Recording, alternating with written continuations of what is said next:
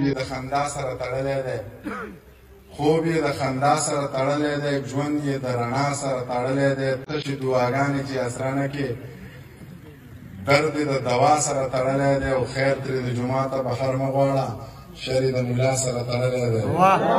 خیر ترې د جوماته بهر مه غواړه، شر یې د ملا سره تړلی دی. او دغه څو شیونه نور چې د سترګو د جنګونو عادت یاره، د نیزو تورو جنګ به دې خوښ نه شي، د شیشې په محلونو کې لوټ شویه دا چوپال او دا ملنګ به دې خوښ نه شي.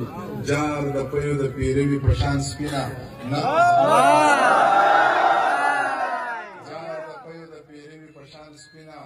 نه زما دا سوی رنګ به دې خوښ نه شي.